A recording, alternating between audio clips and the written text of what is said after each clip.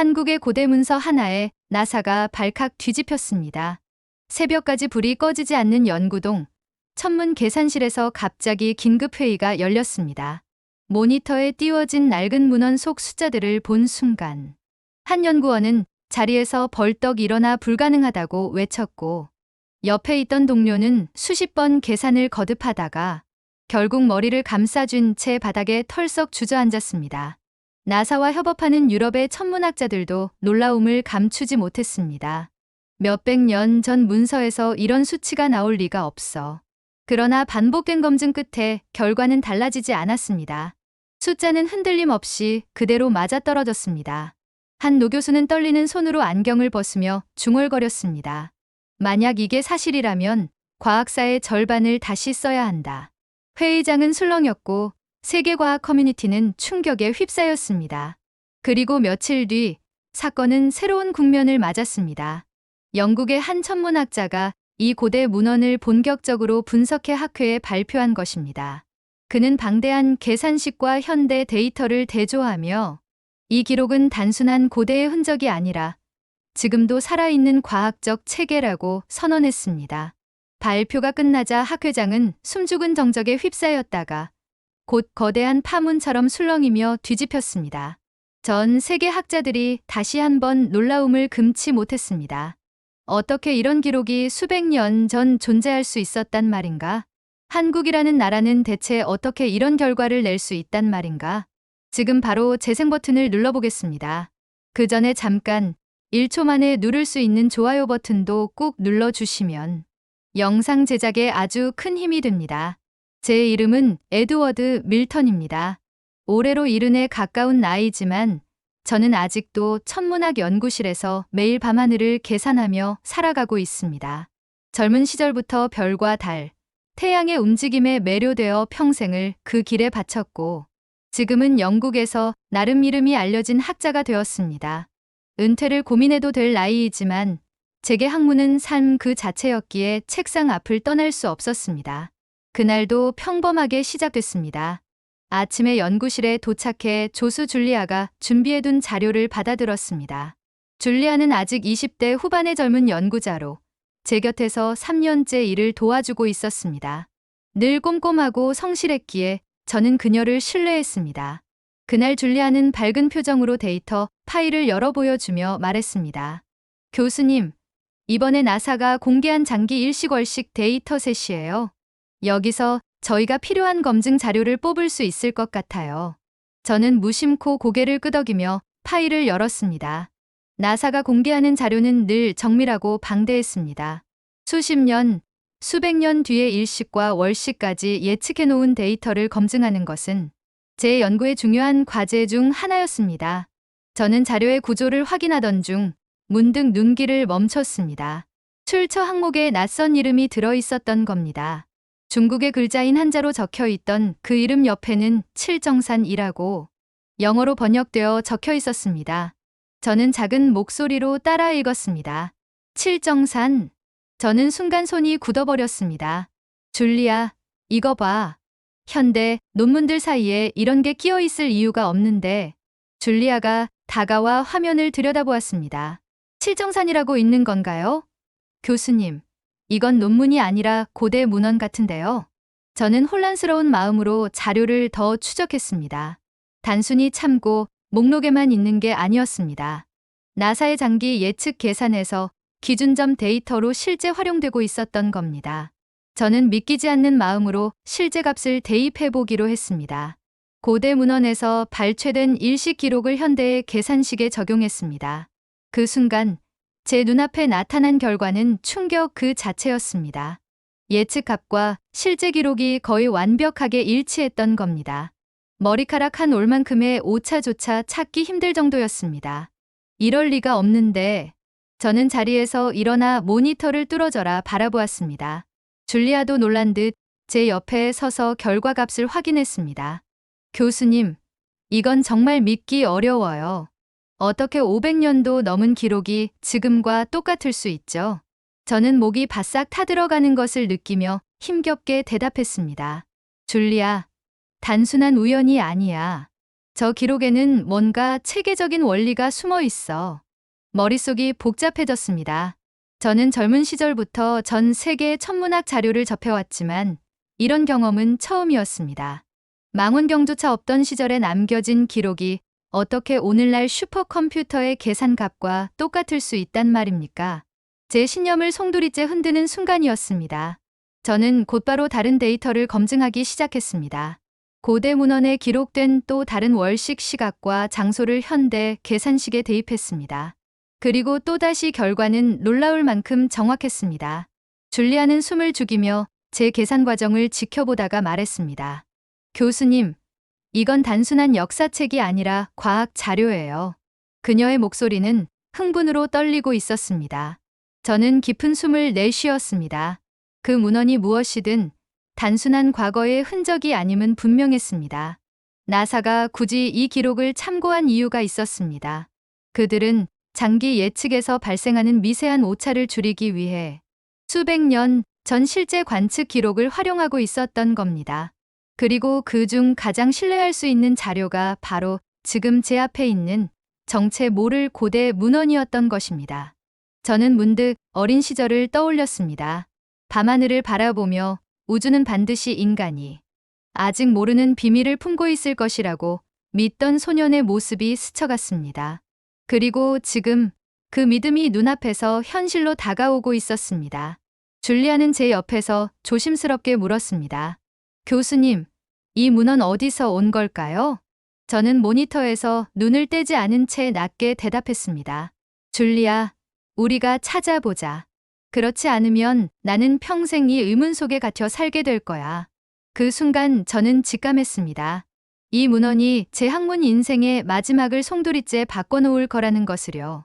제 눈앞의 모니터는 차갑게 빛나고 있었지만 그 안에 나타난 수치는 제 평생의 신념을 송두리째 흔들고 있었습니다. 몇백 년 전 누군가가 남겼다는 고대 기록이 오늘날 슈퍼컴퓨터가 내놓은 최신 계산과 거의 완벽하게 맞아떨어지고 있었기 때문입니다. 저는 그 사실을 부정하고 싶었지만 화면 위의 숫자들은 무심하게도 진실을 보여주고 있었습니다. 저는 안경을 벗어 손수건으로 닦고 다시 썼습니다. 떨리는 손길을 다잡으려 했지만 쉽지 않았습니다. 이럴 수가 있나, 도저히 믿기지가 않아. 제 목소리는 낮게 흔들렸고 제 귀에도 낯설게 들렸습니다. 줄리아가 제 옆에서 조심스럽게 입을 열었습니다. 교수님, 계산 과정에 오류가 있을 수도 있지 않을까요? 혹시 프로그램이 잘못 연결된 건 아닌지 한 번 더 확인해 봐야 하지 않을까요? 저는 단호히 고개를 저으며 키보드를 두드렸습니다. 아니야, 줄리아. 데이터는 정직해. 오차가 소수점 몇 자리 이내야. 이 정도 정밀도면 실수라고 할 수 없어. 저는 곧바로 다른 데이터를 불러왔습니다. 이번에는 오래전 기록에 남은 월식의 시각과 장소였습니다.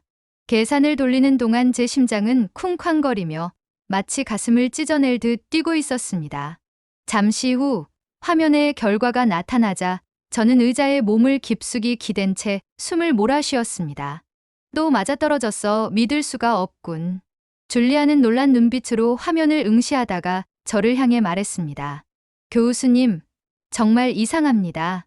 제가 지금까지 본 어떤 고대 자료도 이렇게 정확하지 않았습니다. 마치 오늘날의 관측을 그대로 옮겨놓은 것 같아요. 저는 눈을 가늘게 뜨며 모니터를 똑바로 바라봤습니다. 믿기 어려운 일이었습니다. 평생 동안 수많은 고대 문헌을 접했습니다. 고대 이집트의 기록, 바빌로니아의 점성술표, 그리스 학자들의 천문학 문헌들까지. 물론 그 안에도 놀라운 통찰은 있었지만 대부분은 상징적이거나 종교적 의미가 짙었고 지금의 계산식과는 거리가 멀었습니다. 그런데 지금 제 앞에 이 문헌은 달랐습니다.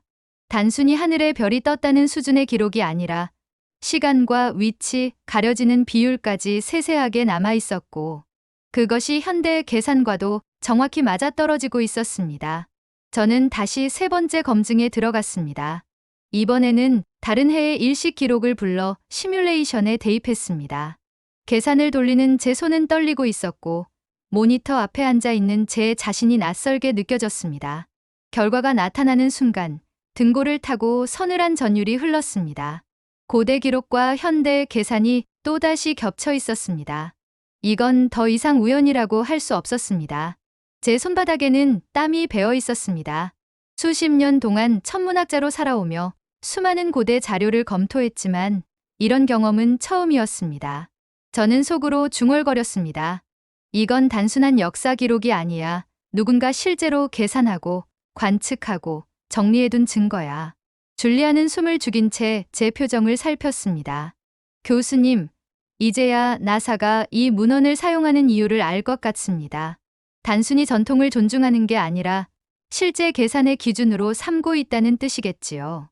저는 천천히 고개를 끄덕였지만 곧 고개를 숙이며 낮게 답했습니다.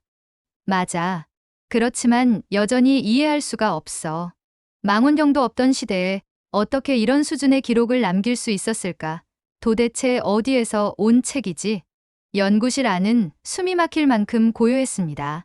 모니터에 빼곡히 늘어선 숫자들이 제 눈앞에서 줄지어 있었지만 제 마음은 숫자 너머의 사람과 시대를 쫓고 있었습니다. 저는 메모지에 굵은 글씨로 단 2단어를 적었습니다. 정체 확인. 줄리아가 제 손을 바라보다가 조심스럽게 물었습니다. 교수님, 결국 출처를 밝혀내야 한다는 말씀이시군요. 이 문헌이 언제, 어디서, 누가 만든 것인지 그것부터 알아야 하지 않겠습니까? 저는 그녀를 똑바로 바라보며 단호히 대답했습니다. 그래, 이제 계산은 충분히 확인했어. 다음 단계는 정체야. 이 문헌의 뿌리를 반드시 찾아야 해. 그 순간 저는 직감했습니다. 이 문헌의 정체를 밝혀내지 못한다면 제 학문 인생은 미완성으로 끝날 것이라는 것을요. 그리고 제 마음 깊은 곳에서 오래된 학자의 열정이 다시 불타오르는 것을 느꼈습니다. 마치 젊은 시절 처음 별을 보며 가슴이 뛰던 순간처럼 말입니다. 저는 모니터 속 제목을 뚫어져라 바라보고 있었습니다. 칠정산. 그 글자는 낯설고 무거운 울림으로 제 마음을 짓눌렀습니다. 이제 더는 숫자만 들여다볼 수는 없었습니다. 저는 줄리아를 향해 고개를 돌렸습니다. 줄리아, 이 책을 제대로 알아보자. 언제, 어디서, 누가 만든 건지. 지금 당장 찾아봐. 줄리아는 고개를 끄덕이며 곧장 검색창에 칠정산을 입력했습니다. 순식간에 수많은 결과가 화면을 가득 채웠습니다. 국립중앙박물관의 디지털 아카이브, 학술 논문 요약, 여러 연구자들의 해설 글까지 줄지어 나타났습니다. 저는 숨을 죽이며 하나하나 읽기 시작했습니다. 세종 24년 1442년 조선에서 편찬된 천문역법서. 그 문장을 읽는 순간 저는 마치 시간이 멈춘 듯 굳어버렸습니다. 580년 전. 저는 눈을 크게 뜨며 중얼거렸습니다. 1442년이라니 580년 전 기록이었어. 줄리아는 화면을 확대하며 세부 내용을 읽어 내려갔습니다. 교수님, 여기 보세요. 칠정사는 내편과 외편으로 나뉘어 있다고 합니다. 내편은 중국 역법을 바탕으로 만들었고 외편은 아라비아 회외력의 원리를 참고했다고 해요. 즉, 조선 학자들이 당시 동서양의 천문학 지식을 종합해 자기들만의 계산 체계를 만든 거라고 합니다. 저는 숨을 멈추었습니다. 중국, 아라비아, 그리고 조선. 세계의 지식이 하나로 융합되었다는 사실만으로도 경이로웠습니다. 더구나 단순히 베낀 것이 아니라 실제 하늘을 관측하며 검증하고 체계를 완성했다는 설명이 이어졌습니다. 줄리아는 또 다른 글을 읽었습니다. 교수님, 칠정사는 태양과 달, 오행성, 그러니까 수성, 금성, 화성, 목성, 토성의 운동을 계산했다고 합니다. 그리고 그걸 토대로 일식과 월식을 예측했답니다. 특히 일식의 시작, 극대, 종료 시각을 매우 정밀하게 산출할 수 있었던 것으로 보입니다. 저는 등줄기를 타고 전율이 흘렀습니다. 그건 제가 방금까지 직접 검증한 바로 그 내용이었습니다. 과거의 기록이 단순히 남아있는 게 아니라 실제로 계산 체계 속에서 살아 숨쉬고 있던 것입니다. 저는 조용히 눈을 감았다가 다시 화면을 바라봤습니다. 1442년, 그 시절 유럽은 어떤 모습이었는가? 코페르니쿠스가 지동설을 정리하기 훨씬 전이었고 망원경은 아직 그림자조차 없었습니다. 별의 움직임은 신학과 점성술에 기대어 해석되던 시기였습니다. 그런데 조선이라는 나라에서는 이미 수학으로 하늘을 풀어내고 미래를 계산해 백성들에게 알려주고 있었습니다. 저는 깊은 숨을 내쉬며 속으로 중얼거렸습니다. 우리가 과학의 중심이라고 믿었던 그 역사가 여기에 무너지는구나. 줄리아는 제 시선을 따라 모니터를 응시하다가 말했습니다. 교수님, 더 놀라운 게 있어요. 칠정사는 단순히 천문학적인 의미만 가진 게 아니라 농사력과도 연결돼 있었다고 합니다. 별의 움직임을 계산해서 백성들에게 달력으로 알려주고 농사철을 맞췄다는 거죠. 즉, 이건 백성을 위한 과학이었어요. 그 말에 저는 가슴이 먹먹해졌습니다. 과학이란 무엇인가? 저는 늘 정확한 계산과 진리 탐구에만 매달려 왔습니다. 그러나 580년 전 조선의 학자들은 단순히 별을 세는 것에 그치지 않고 그 지식을 백성의 삶과 연결했습니다. 과학이 사람을 살리고 이끌어야 한다는 가장 근본적인 가치를 이미 실현하고 있었던 것입니다. 저는 줄리아를 바라보며 낮게 말했습니다. 줄리아, 우리는 지금 역사의 그림자를 걷어내고 있는 거야. 이 책은 단순한 고서가 아니라 인류가 미처 보지 못한 또 하나의 과학사의 축이야. 줄리아는 제 표정을 보며 조용히 고개를 끄덕였습니다. 교수님, 저도 지금 소름이 돋습니다. 정말 이런 기록이 580년 전에 쓰였다는 게 믿기지 않아요. 저는 모니터를 향해 손을 뻗었습니다. 화면 속 칠정산의 이미지가 흐릿하게 확대되며 오래된 종이 질감과 붓글씨의 힘이 드러났습니다. 그 순간 저는 분명히 느꼈습니다. 이 책은 저를 부르고 있었습니다. 지금까지 쌓아온 제 학문적 자존심을 무너뜨리는 동시에 다시 한번 연구자로서의 열정을 불러일으키고 있었습니다. 저는 결심했습니다. 칠정산, 내 정체를 끝까지 밝혀내겠다.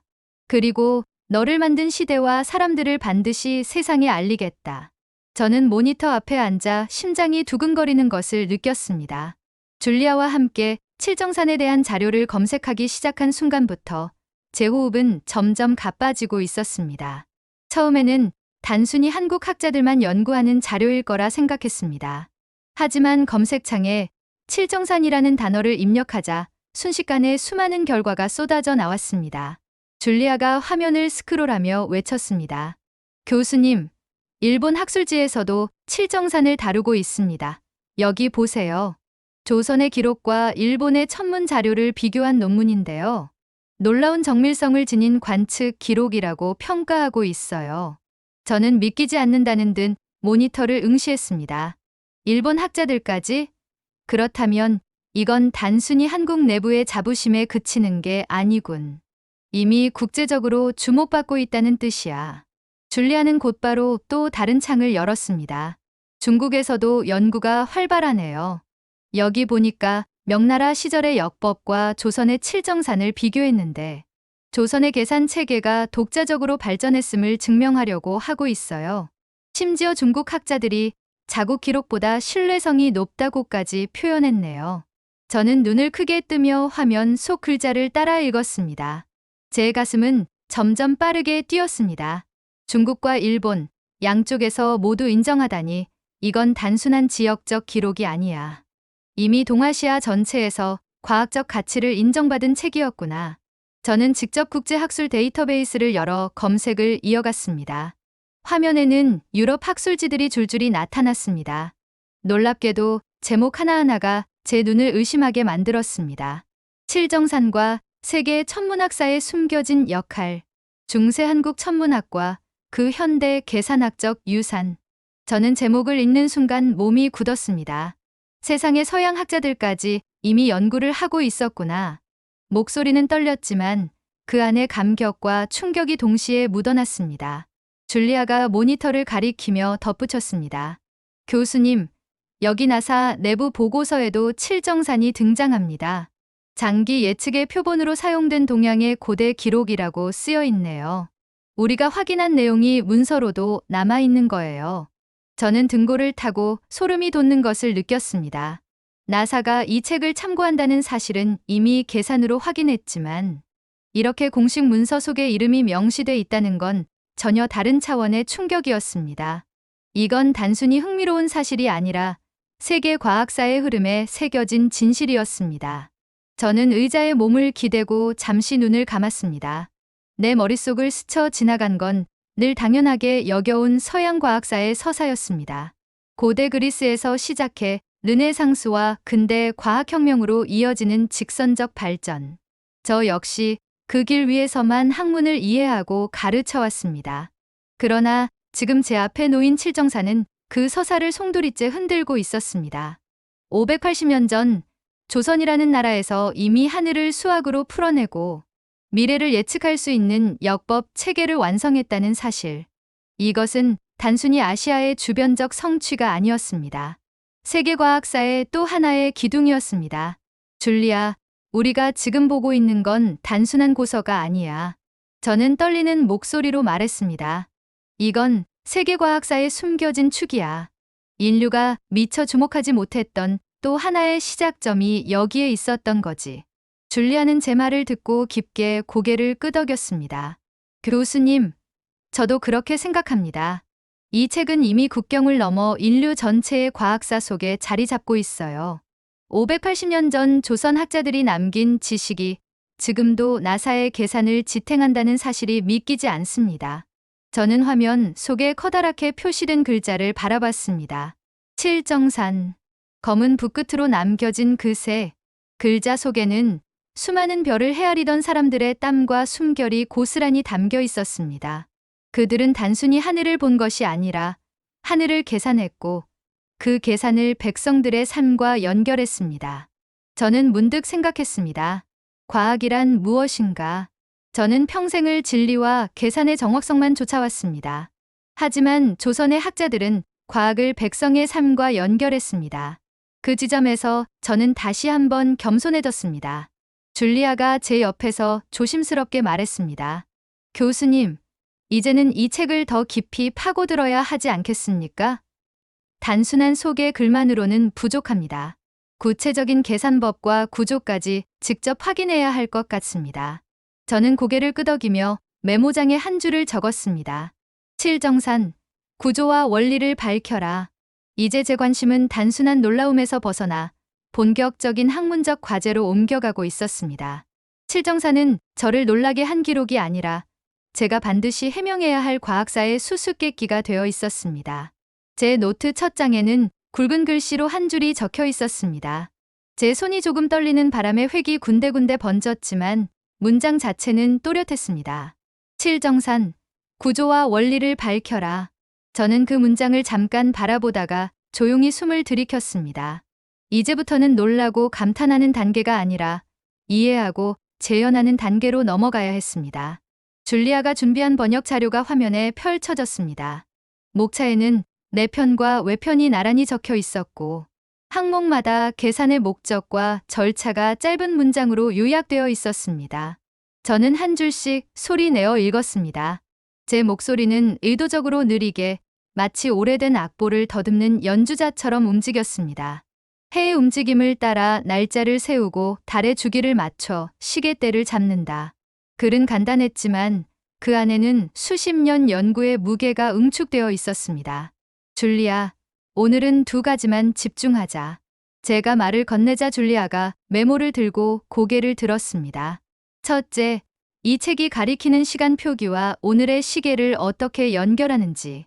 둘째, 일식과 월식 계산 과정에서 어떤 보정을 썼는지. 표현은 다를 수 있어도 논리는 같을 거야. 줄리아가 또박또박 되물었습니다. 시간 연결과 보정, 두 축으로 정리하겠습니다. 저는 먼저 시간 연결부터 잡았습니다. 칠정사는 하늘의 주기를 사람의 하루와 이어놓기 위해 날짜와 시각을 촘촘히 구분해 두고 있었습니다. 달의 길이가 달라질 때를 대비해 윤달을 넣는 방식이 설명되어 있었고 날과 시를 적을 때 지역의 기준을 함께 적어 혼란을 줄이려는 흔적이 보였습니다. 저는 그 기록을 오늘의 시간대에 맞추기 위해 견환표를 새로 만들었습니다. 과거의 지역 시각을 오늘의 표준 시각으로 옮기는 작업은 생각보다 섬세했습니다. 한 줄의 기록 뒤에 그 시절의 태양 위치와 계절 변화가 숨어 있었기 때문입니다. 줄리아가 조심스레 물었습니다. 교수님, 작은 차이가 큰 오차로 커질 수 있지 않습니까? 제가 고개를 끄덕였습니다. 그래서 단계를 쪼개야 해. 날짜를 오늘의 달력으로 옮기고 시각을 표준시로 통일하고 마지막에 관측지의 위도와 경도를 반영하지. 줄리아가 제 손놀림을 따라가며 표를 채웠습니다. 키보드 소리가 규칙적인 박자로 연구실을 채웠습니다. 두 번째 축인 보정은 더 흥미로웠습니다. 칠정사는 해와 달이 일정한 속도로만 움직이지 않는다는 사실을 경험적으로 알고 있었습니다. 달이 조금 빠르게 달릴 때가 있고 조금 느리게 걸을 때가 있다는 것을 오래 관측하며 깨달은 듯했습니다. 그래서 기록에는 평균을 세우되 실제 하늘의 숨을 함께 듣는다는 식의 문장이 이어졌습니다. 저는 그 표현을 제 말로 바꾸어 노트에 적었습니다. 평균값 위에 실제 값을 얻는 단계. 줄리아가 고개를 갸웃했습니다.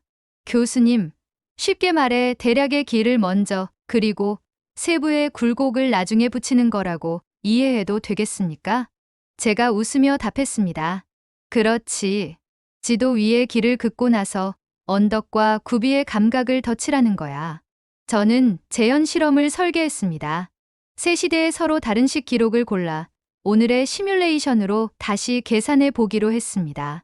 첫 번째는 겨울, 두 번째는 여름, 세 번째는 봄의 기록이었습니다. 계절이 바뀌면 하늘의 길도 달라지고 작은 착오들이 다른 방향으로 흘러가기 마련입니다. 새 기록을 한 표에 나란히 놓고 계산을 시작하자 모니터에는 세 줄의 그래프가 동시에 그려졌습니다. 줄리아가 숨을 죽였습니다. 교수님, 결과가 나옵니다.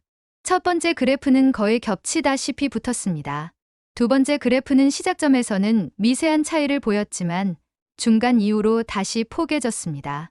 세 번째 그래프는 극대 시각 근처에서 가장 차이가 작았습니다. 저는 눈을 감고 세 그래프의 공통점을 더듬었습니다. 핵심은 시작과 끝의 흔들림을 중앙에 기준이 붙잡는다는 거야. 중심을 정확히 잡아두니 앞뒤의 불안이 작아지는 구조지. 줄리아가 메모에 적었습니다. 중심 고정, 주변 수렴. 저는 잠시 의자를 밀고 일어나 연구실의 화이트보드 앞으로 걸어갔습니다. 칠정산의 계산 흐름을 제 방식으로 그려보기로 했습니다. 먼저 기본 주기를 고정하고 그 주기의 계절과 위치의 흔들림을 한 겹씩 얻는 구조. 그리고 마지막에 관측의 실제 값으로 미세한 오차를 다듬는 단계. 한마디로 바탕과 덧칠, 그리고 마지막 터치였습니다. 줄리아가 제 필기 위에 작은 동그라미를 그렸습니다. 교수님, 그 마지막 터치가 바로 과거 관측의 힘이군요. 제가 손가락으로 동그라미를 톡톡 두드렸습니다. 그래, 살아있는 눈이 만든 숫자지. 오후가 깊어갈수록 저의 몰입은 더 가팔라졌습니다. 저는 칠정산에 등장하는 짧은 문장들을 제 말로 풀어 옆에 덧붙이며 한 절 한 절을 해석했습니다. 문장마다 숨은 의도가 보였습니다. 계산만을 위한 책이 아니라 계산을 실제 삶에 쓰기 위한 책이라는 의도였습니다. 달력으로 옮겨야 하니 날짜의 기준을 쉽게 잡아두고 농사와 관청 업무에 혼란이 없도록 시각의 표기를 분명히 하고 지방마다 약간씩 다른 관측을 중앙에서 조정할 여지를 마련해 둔 흔적. 저는 그 배려의 흔적들에서 한 사회의 질서를 떠올렸습니다. 하늘의 시간이 사람의 시간으로 내려오는 길을 누군가가 정성껏 닦아 두었습니다. 실험은 밤까지 이어졌습니다. 저는 계산에서 의도적으로 작은 교란을 줘 보았습니다. 관측지의 위치를 약간 바꾸거나 시간 환산을 일부러 한 눈금 어긋나게 해보는 시기였습니다. 그러자 그래프는 즉각적으로 흔들렸습니다. 하지만 바탕의 주기와 마지막 터치가 그 흔들림을 다시 제자리로 끌고 왔습니다. 저는 조용히 고개를 끄덕였습니다. 튼튼한 살대 위에 잘 짠 종이를 올려두었군. 줄리아가 웃었습니다. 교수님, 오늘은 비유가 참 좋습니다. 제가 미소로 답했습니다. 좋은 구조를 만지면 손이 먼저 비유를 찾지. 저녁 무렵, 저는 마지막 표를 정리했습니다. 이번에는 일식이 아니라 행성의 위치 계산을 시도했습니다. 수성과 금성처럼 해를 가까이 도는 별은 낮의 밝음을 뚫고 보기가 어렵고 화성과 목성, 토성은 밤하늘에서 움직임의 감각을 더 또렷하게 알려줍니다. 칠정산의 절에 나온 절차를 따라 날짜를 넣고 주기와 구비를 차례로 얹고 마지막에 계절의 기울기를 보정했습니다. 모니터 위 별자리 그림에서 작은 점이 움직여 정해진 자리를 찾아갔습니다. 줄리아가 탄성을 삼켰습니다. 교수님, 위치 오차가 크지 않습니다. 밤하늘의 사진과 포개 보아도 거의 어긋남이 없습니다. 저는 화면을 오래 바라보다가 천천히 고개를 끄덕였습니다. 행성도 이 정도면 신뢰해도 되겠군. 작업의 끝에서 저는 조용히 손을 내렸습니다. 눈앞의 책은 더 이상 고대라는 단어로만 묶어둘 수 있는 대상이 아니었습니다. 계산의 뼈대와 살, 그리고 마지막 터치까지 오늘의 언어로 그대로 옮겨와도 작동하는 체계였습니다. 물론 설명 방식은 다르고 기호는 달랐습니다. 하지만 그 다른 옷을 벗겨보면 안의 몸은 분명했습니다. 하늘을 장기적으로 이해하려는 의지, 실제 관측으로 검증하려는 태도, 그리고 사람의 삶에 연결하려는 마음. 그 세 가지가 이 책을 이 책답게 만들고 있었습니다. 줄리아가 조심스레 물었습니다. 교수님, 다음 단계는 무엇입니까? 제가 책상 위 메모를 가리켰습니다. 재현을 넓히자. 몇 건과 행성 몇 점에서 멈추지 말고 계절과 해를 더 늘려보자. 그리고 이 책이 참고했다고 밝힌 다른 자료들도 함께 대조하자. 같은 다리 위를 여러 번 건너며 흔들림을 확인하는 게 지금 우리 몫이야. 줄리아가 짧게 대답했습니다. 준비하겠습니다. 밤이 깊어지자 창문에 연구실 불빛이 거울처럼 어둠 위에 떠올랐습니다. 저는 노트의 첫 줄로 돌아가 그 문장을 다시 읽었습니다. 칠정산, 구조와 원리를 밝혀라. 오늘 하루 동안 그 문장은 절반쯤 다른 모습이 되어 제 앞에 앉았습니다. 해부는 시작되었고, 재현은 움직였고, 의심은 설명으로 바뀌기 시작했습니다. 아직 풀어야 할 매듭은 많았습니다. 하지만 길이 보였습니다. 숫자와 문장이 서로를 받치며 앞으로 나아가는 길. 저는 펜 끝으로 마지막 점을 찍고 조용히 불을 줄였습니다. 그리고 마음속으로 다짐했습니다. 내일은 더 많은 날짜, 더 많은 하늘, 더 많은 삶의 시간들을 이 책 위에 올려보겠다고요. 칠정산의 계산 체계를 재현하는 실험이 거듭될수록 제 안에서는 알 수 없는 갈증이 커져갔습니다. 만약 이 책 하나가 이렇게 정밀하다면 같은 시대 혹은 이전 시대의 다른 기록은 어떨까? 칠정산이 홀로 나타난 기적이 아니라 더 큰 흐름 속 일부라면 어쩌나. 그 의문은 마치 제 어깨를 잡아 끌듯 점점 무게를 더해갔습니다. 줄리아, 한국의 다른 고대 문헌을 검색해보자. 특히 천문학이나 자연 기록과 관련된 것들. 제가 지시하자 줄리아는 곧장 손가락을 움직였습니다. 가장 먼저 화면에 떠오른 건 천상 열차 분야 지도였습니다. 줄리아가 설명을 읽었습니다. 교수님, 고려 말에 만들어진 천문도인데요. 1467개의 별자리를 돌 위에 새겨 넣었다고 합니다. 단순한 그림이 아니라 실제 하늘의 배치를 거의 그대로 옮겨 놓은 지도랍니다. 저는 숨을 들이켰습니다. 망원경이 없던 시절에 1400개가 넘는 별을 기록했다고? 그것도 돌에 새겨 넣었다니. 줄리아는 곧이어 덧붙였습니다. 현대 연구자들이 별자리 지도와 실제 하늘 사진을 비교했는데 위치가 놀라울 정도로 정확했다고 합니다. 저는 의자에 몸을 기댄 채 한동안 말을 잇지 못했습니다. 칠정산이 수학적 정밀함의 증거라면 이 별자리 지도는 하늘의 실물을 담아낸 사진과 다름없었습니다. 이어 검색된 것은 삼국사기 천문 기록이었습니다. 줄리아는 차분히 읽어 내려갔습니다. 교수님, 삼국사기에는 1000년 전 하늘에서 일어난 현상들, 혜성의 출현, 별의 이동, 일식과 월식이 꼼꼼히 기록돼 있습니다.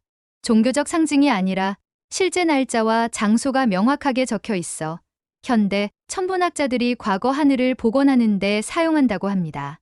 저는 무릎 위에서 주먹을 꽉 쥐었습니다. 1000년 전 기록까지 과학적으로 남아 있었다니, 그렇다면 칠정산은 결코 우연이 아니야. 그 뒤에는 오랜 전통이 있었던 거지. 줄리아가 또 다른 결과를 보여주었습니다. 동의보감이었습니다. 교수님, 동의보감은 의학서로 유명하지만 계절과 달의 움직임에 따라 생활을 조절하는 지침도 담겨 있대요. 환자의 치료와 농사 주기를 하늘의 변화와 연결했답니다. 저는 눈을 감고 상상했습니다. 환자의 맥박과 계절의 바람이 하나로 이어지고 인간의 삶이 하늘의 호흡과 맞물리는 모습. 과학과 철학, 생활이 분리되지 않았던 그 시대의 사유가 제 가슴을 울렸습니다. 잠시 후 줄리아는 새로운 결과를 열었습니다. 화면 속에는 치국이 기록이라는 단어가 크게 나타났습니다. 줄리아가 목소리를 높였습니다. 교수님, 이건 세계 최초의 강우량 측정기라고 합니다. 세종 때 처음 제작됐고 이후 수백 년 동안 실제 강우량이 기록으로 남아있다고 하네요. 저는 자리에서 반쯤 일어나듯 몸을 들었습니다. 뭐라고? 비의 양을 수치로 기록했다고? 그것도 몇백 년 동안? 줄리아는 진지한 표정으로 고개를 끄덕였습니다. 네, 교수님. 실제로 오늘날 기후학자들이 이 데이터를 분석해서 과거 기후 변화를 연구하는 데 활용하고 있대요. 단순한 기구가 아니라 세계에서 가장 오래된 장기 기후 데이터인 셈입니다. 저는 눈앞이 어지러질했습니다. 천문학뿐 아니라 기후과학에서도 이미 앞선 체계를 갖고 있었다는 사실에 말문이 막혔습니다. 세상의 강우량 데이터라니. 그건 현대 과학에서도 금보다 귀한 자료야. 그러자 줄리아가 또 다른 검색 결과를 펼쳤습니다. 이번에는 농사직설이라는 이름이 나타났습니다. 교수님, 이건 세종시대에 편찬된 농업 지침서입니다. 지역별 토양과 기후 조건에 맞는 경작법이 기록돼 있고 계절과 별자리의 움직임을 함께 고려해서 농사법을 설명했다고 하네요. 저는 자리에서 일어나 화면에 얼굴을 가까이 가져갔습니다. 기후와 토양, 그리고 하늘까지 연결해서 농업을 설계했다고? 이건 단순한 농업서가 아니라 생태학적 설계도나 다름없잖아. 줄리아는 메모를 하며 고개를 끄덕였습니다. 교수님, 현대의 지속가능 농업 연구자들이 참고할 수 있을 만큼 체계적이라고 합니다. 그 시대 백성들이 겪었던 날씨와 토양 조건이 그대로 기록돼 있으니 현대 연구에도 직접적으로 활용 가능하다고 하네요.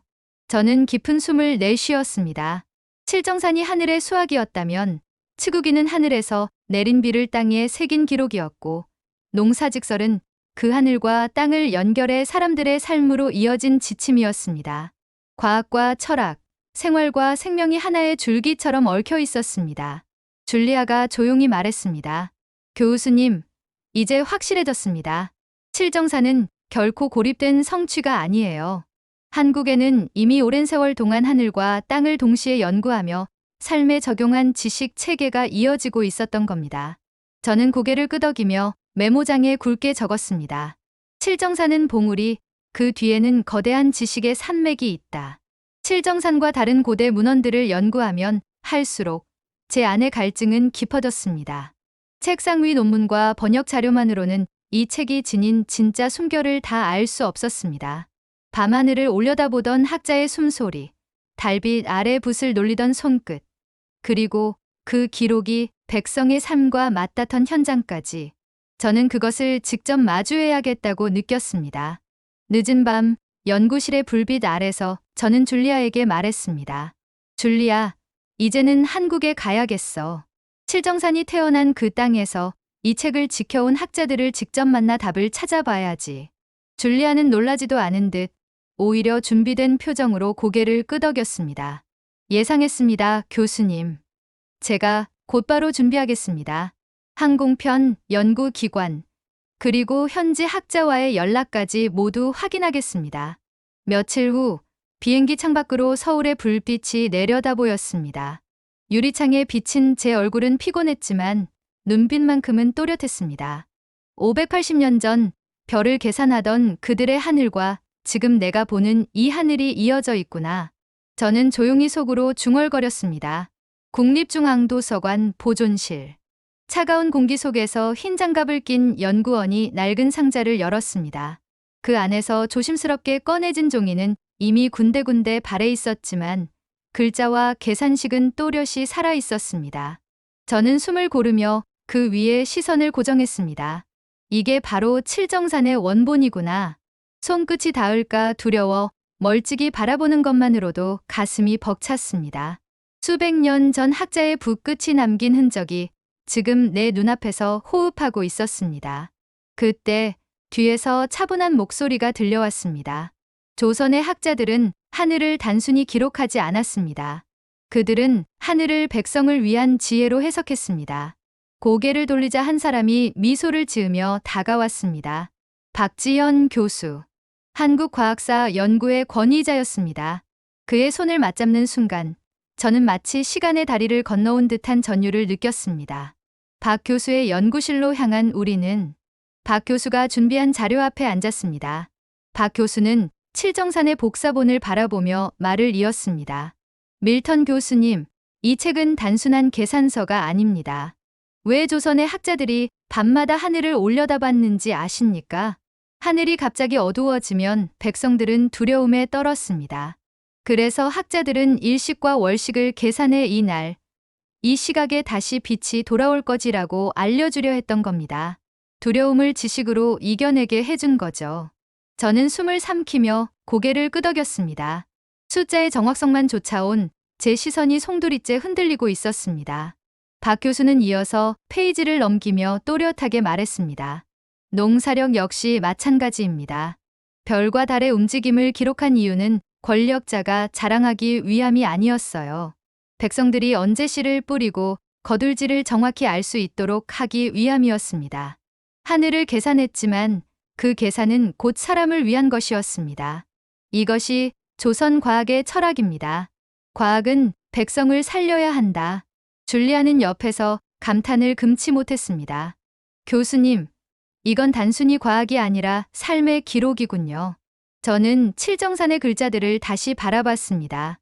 검게 바랜 먹선이었지만 그 속에는 별빛과 인간의 눈물이 함께 담겨 있었습니다. 박 교수의 목소리가 다시 귓가에 메아리 쳤습니다. 하늘은 인간을 시험하는 존재가 아니라 함께 살아가는 질서였습니다. 그래서 조선의 학자들은 별빛 속에서 백성의 내일을 읽으려 했던 겁니다. 저는 더 이상 숨을 삼킬 수도 없었습니다. 580년의 시간을 넘어 고대 과학의 지혜가 지금 제 가슴을 두드렸습니다. 단순한 계산의 정확성을 넘어 인간과 자연을 잇는 다리가 이 책 속에 있었던 것입니다. 저는 조용히 속으로 중얼거렸습니다. 이제 알겠다. 이건 단순한 과학이 아니라 사람을 위한 지혜였어. 서울에서의 짧은 일정이 끝나갈 무렵, 저는 이미 마음을 정했습니다. 칠정산 원본을 직접 보고 박지현 교수와 나눈 대화에서 제 학문 인생의 새로운 길이 열렸음을 느꼈습니다. 저는 이 지식을 결코 제 안에만 가둘 수 없다고 생각했습니다. 이제 이 진실을 세계와 나누어야 한다. 국제학회에서 반드시 발표해야 한다. 줄리아는 제 결심을 눈치채고는 곧바로 준비를 도왔습니다. 교수님, 이건 단순한 학문적 보고가 아니라 선언이 되어야 합니다. 우리가 본 것, 느낀 것, 계산으로 증명한 모든 것을 사람들에게 보여주어야 합니다. 그 말은 정확했습니다. 이번 발표는 단순한 학문적 업적 소개가 아니라 인류가 잊고 있던 또 하나의 과학사를 복원하는 선언이 되어야 했습니다. 며칠 뒤 국제학회장의 무대 위에 섰습니다. 수백 명의 학자들이 숨죽여 단상을 바라보고 있었습니다. 제 손에는 원고가 있었지만 그것을 접어 내려놓았습니다. 오늘만큼은 글자가 아니라 제 심장으로 말해야 했습니다. 존경하는 동료 학자 여러분, 홀 안이 고요해졌습니다. 저는 최근 한국에서 칠정산이라는 고대 문헌을 연구했습니다. 580년 전 조선의 학자들이 만든 이 책은 단순한 기록이 아니었습니다. 일식과 월식의 시각, 오행성의 위치까지 계산한 값이 오늘날 나사의 기준 계산과 거의 일치했습니다. 저는 직접 현대의 프로그램에 대입해 실험했습니다. 580년 전 종이에 적힌 숫자와 오늘날 슈퍼컴퓨터가 내놓은 그래프가 겹쳐지는 순간 제 손끝은 떨렸습니다. 역사는 단순히 오래된 이야기가 아니었습니다. 살아있는 과학이 이 책 속에 숨 쉬고 있었습니다. 청중석에서 작은 탄성이 터져 나왔습니다. 저는 잠시 호흡을 가다듬고 말을 이었습니다. 하지만 칠정산의 가치는 거기서 끝나지 않았습니다. 저는 한국에서 또 다른 문헌들을 확인했습니다. 천상 열차 분야 지도는 1400개가 넘는 별을 돌 위에 새겨 넣은 천문도였습니다. 망원경조차 없던 시대에 그 별자리의 배치는 오늘날의 천체 사진과 크게 다르지 않았습니다. 저는 그 정확성을 검증하기 위해 별자리 좌표를 현대, 천문 소프트웨어에 입력했습니다. 결과는 충격적이었습니다. 별들의 배열이 거의 그대로 맞아떨어졌습니다. 이것은 단순한 미술품이 아니라 별빛을 돌 위에 새긴 과학적 기록이었습니다. 삼국사기의 천문 기록은 더욱 놀라웠습니다. 1000년 전의 혜성 출현과 일식, 월식, 별의 이동이 날짜와 함께 기록돼 있었습니다. 저는 현대 천문 시뮬레이션과 대조했습니다. 놀랍게도 기록된 날짜와 위치는 수분, 수도의 오차 안에서 들어맞았습니다. 그 순간 저는 깨달았습니다. 이 기록들은 종교적 징조가 아니라 치열한 관찰과 검증의 산물이었습니다. 동의보감 역시 저를 놀라게 했습니다. 의학서라 알고 있었지만 그 속에는 계절과 달의 움직임, 인간의 생활 리듬이 함께 기록돼 있었습니다. 인체 질환과 달의 주기를 연결하는 방식은 현대의 생체 리듬 연구와도 맞닿아 있었습니다. 저는 처음에 회의적이었지만 실제 데이터를 비교하니 놀라울 정도로 설득력이 있었습니다. 하늘과 사람을 하나로 보는 시각, 그것이 이 책에 담겨 있었습니다. 그리고 저는 세계 최초의 강우량 측정기, 치구기를 알게 되었습니다.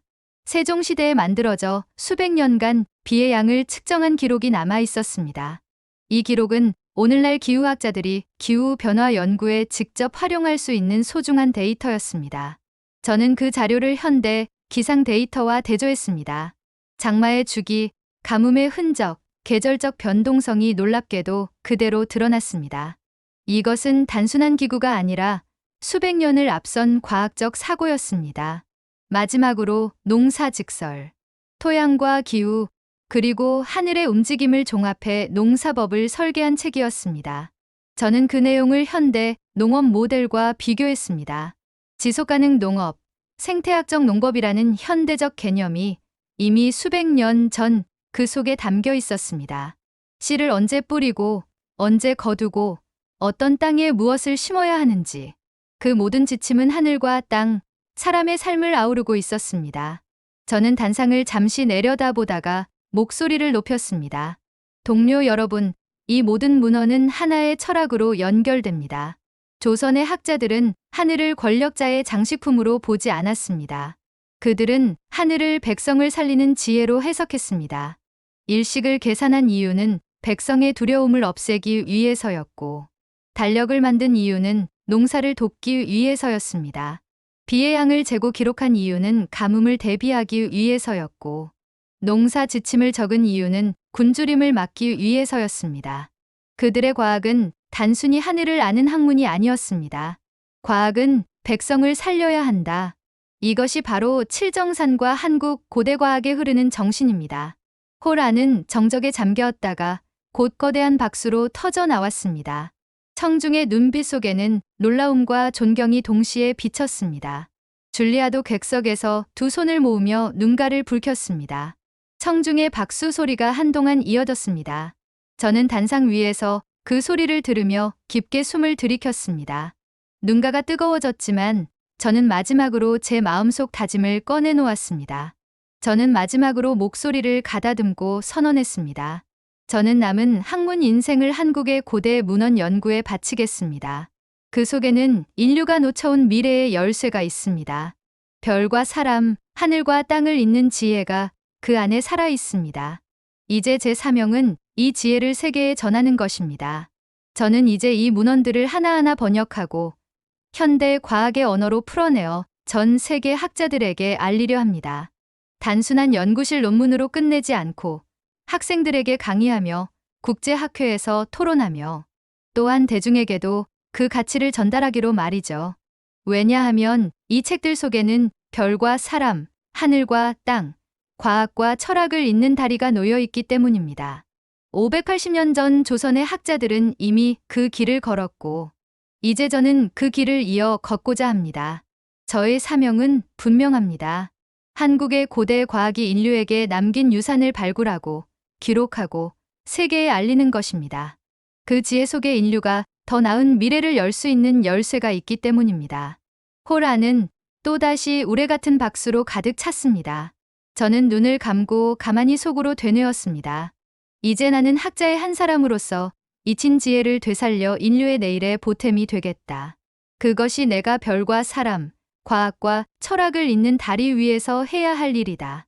저는 조용히 단상을 내려왔습니다. 그리고 여러분께 전하는 이 사연을 이렇게 마무리하고 싶습니다. 저는 과학자로서 수많은 공식을 다뤄왔지만 칠정사는 제게 사람을 위한 과학이 무엇인지 가르쳐 주었습니다.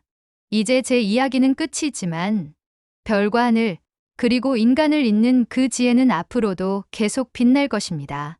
오늘의 이야기는 여기까지입니다. 여러분은 어떻게 느끼셨나요? 오늘의 이야기에 대한 여러분의 생각을 댓글로 남겨주세요. 여러분의 댓글 하나하나가 많은 시청자들에게 좋은 귀감이 됩니다. 그리고 오늘의 사연이 따뜻하게 다가오셨다면 구독과 좋아요도 잊지 말아주세요. 다음엔 더 깊은 감동과 더 진한 이야기로 찾아뵙겠습니다. 함께해 주셔서 진심으로 감사합니다.